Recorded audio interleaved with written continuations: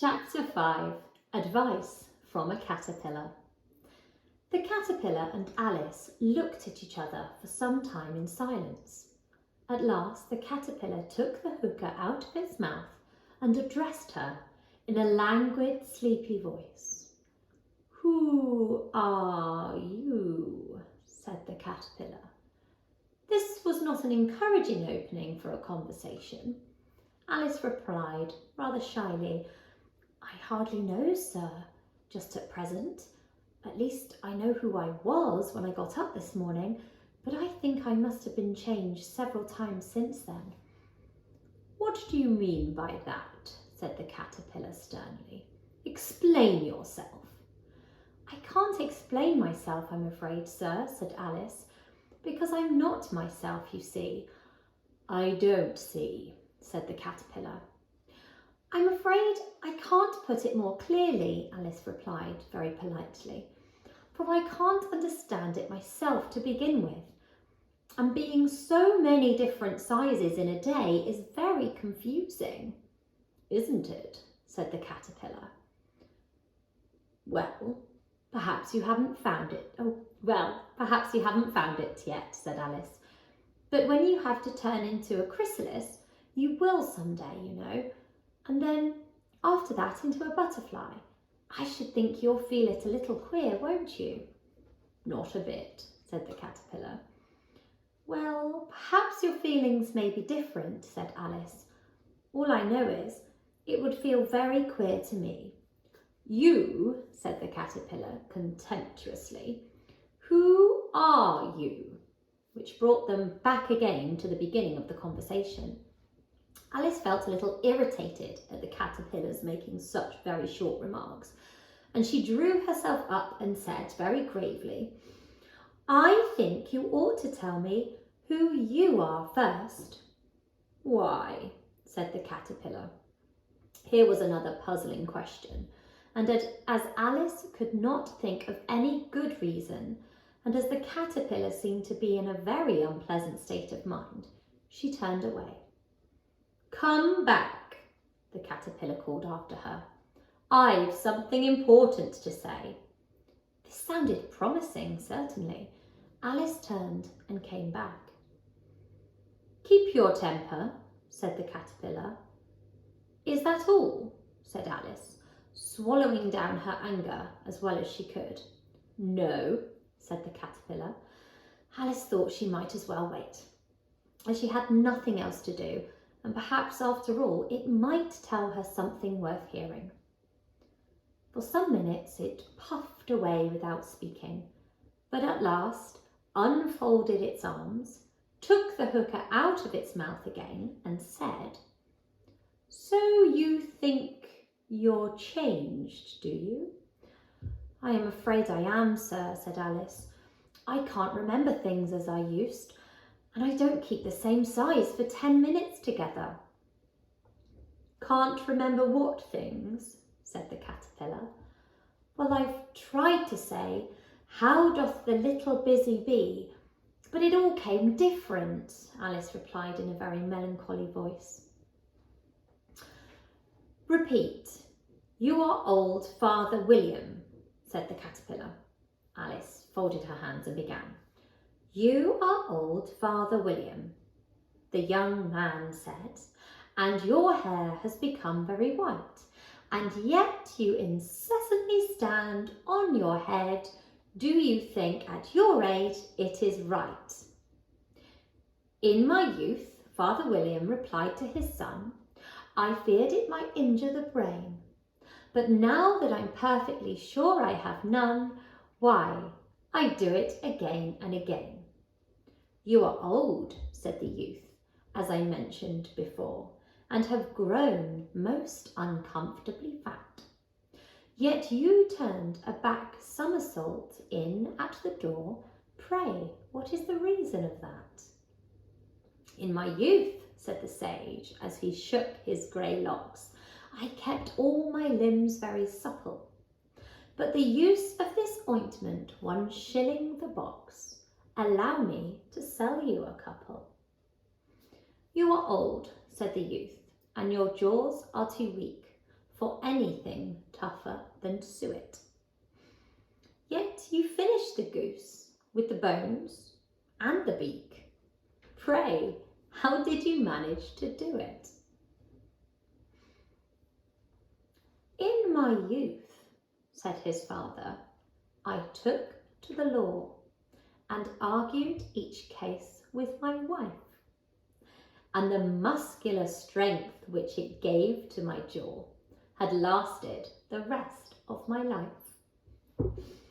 You are old, said the youth. One would hardly suppose that your eye was as steady as ever.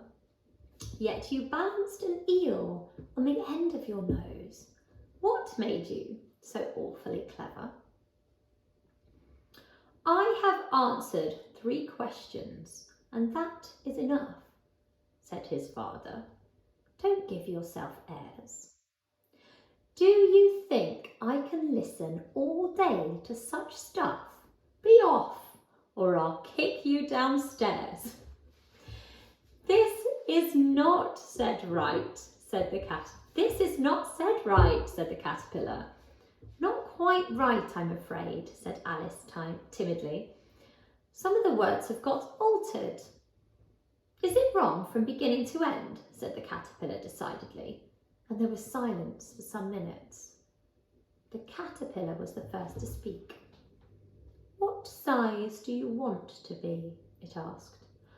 Oh, I'm not particular as to size, Alice hastily replied.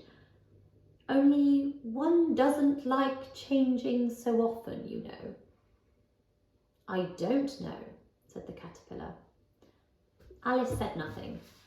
She had never been so much contradicted in all her life before, and she felt that she was losing her temper. Are you content now? Said the caterpillar. Well, I should like to be a little larger, sir, if you wouldn't mind, said Alice. 3 inches is such a wretched height to be. It is a very good height indeed, said the caterpillar angrily, rearing itself upright as it spoke. It was exactly 3 inches high. But I'm not used to it, pleaded poor Alice in a piteous tone, and she thought of herself. I wish the creatures wouldn't be so easily offended. You'll get used to it in time, said the caterpillar, and it put the hookah into its mouth and began smoking again. This time Alice waited patiently until it chose to speak again. In a minute or 2, the caterpillar took the hookah out of its mouth and yawned once or twice and shook itself.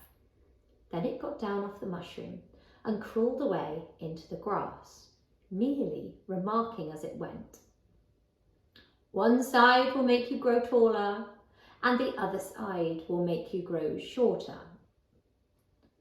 One side of what? The other side of what? Thought Alice to herself. Of the mushroom, said the caterpillar, just if she had asked it aloud, and in another moment it was out of sight. Alice remained looking thoughtfully at the mushroom for a minute, trying to make out which were the 2 sides of it. And as it was perfectly round, she found this a very difficult question. However, at last, she stretched her arms round it as far as they would go and broke off a bit of the edge with each hand. And now which is which, she said to herself, and nibbled a little of the right-hand bit to try the effect. The next moment, she felt a violent blow underneath her chin. It had struck her foot. She was a good deal frightened by this very sudden change, but she felt that there was no time to be lost, as she was shrinking rapidly. So she set work at once to eat some of the other bit. Her chin was pressed so closely against her foot that there was hardly room to open her mouth. But as she did, it at last and managed to swallow a morsel of the left-hand bit. Come, my head's free at last, said Alice in a tone of delight, which changed into alarm in another moment, when she found that her shoulders were nowhere to be found. All she could see when she looked down was an immense length of neck, which seemed to rise like a stalk out of a sea of green leaves that lay far below her. "What can all that green stuff be?" said Alice. "And where have my shoulders got to? And oh, my poor hands, how is it I can't see you?" She was moving them about as she spoke, but no result seemed to follow, except a little shaking among the distant green leaves. As there seemed to be no chance of getting her hands up to her head, she tried to get her head down to them, and was delighted to find that her neck would bend about easily in any direction like a serpent. She had just succeeded in curving it down into a graceful zigzag and was going to dive in among the leaves, which she found to be nothing but the tops of trees under which she had been wandering, when a sharp hiss made her draw back in a hurry. A large pigeon had flown into her face and was beating her violently with its wings. "Serpent!" screamed the pigeon.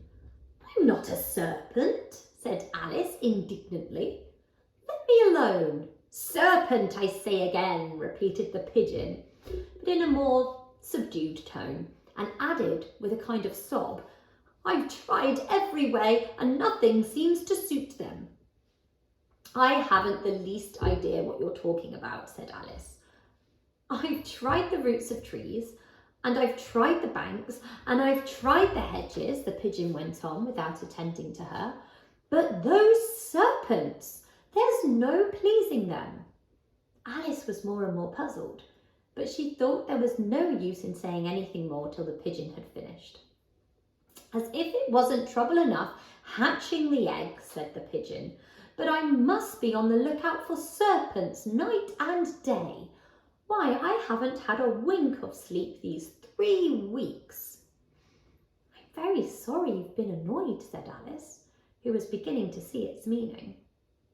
"And just as I'd taken the highest tree in the wood," continued the pigeon, raising its voice to a shriek, "and just as I was thinking I should be free of them at last, they must needs come wriggling down from the sky. Serpent!" "But I'm not a serpent, I can tell you," said Alice. I'm a... "Well, what are you?" said the pigeon. "I can see you're trying to invent something." I'm a little girl," said Alice, rather doubtfully, as she remembered the number of changes she had gone through that day. "A likely story indeed," said the pigeon, in a tone of the deepest contempt. "I've seen a good many little girls in my time, but never one with such a neck as that. No, you're a serpent, and there's no use denying it. I suppose you'll be telling me next that you never tasted an egg." "I have tasted eggs, certainly," said Alice, who was a little truthful child. "But little girls eat eggs quite as much as serpents do. You know." "I don't believe it," said the pigeon. "But if they do, why then, they're a kind of serpent. That's all I can say." This was such a new idea to Alice, for that she was quite silent for a minute or two, which gave the pigeon opportunity of adding, "You're looking for eggs. I know that well enough, and what does it matter to me whether you're a little girl or a serpent?" "It matters a good deal to me," said Alice hastily, "but I'm not looking for eggs, as it happens, and if I was, I shouldn't want yours. I don't like them raw."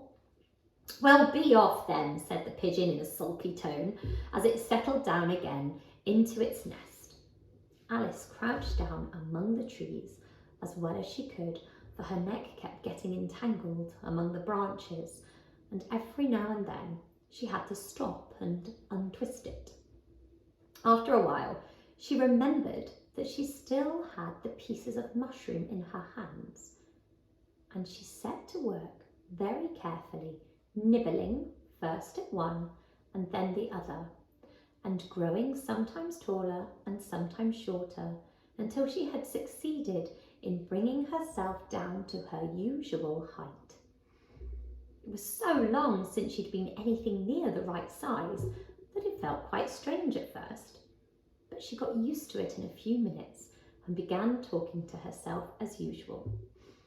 Come, there's half my plan done now. How puzzling all these changes are. I'm never sure what I'm going to be from one minute to another. However, I've got back to my right size. The next thing is to get into that beautiful garden. How is that to be done, I wonder? As she said this, she came suddenly upon an open place with a little house in it about 4 feet high. Whoever lives there, thought Alice, it'll never do to come upon them this size. Why, I shouldn't frighten them out of their wits. So she began nibbling at the right-hand bit again, and did not venture to go near the house till she had brought herself down to 9 inches high.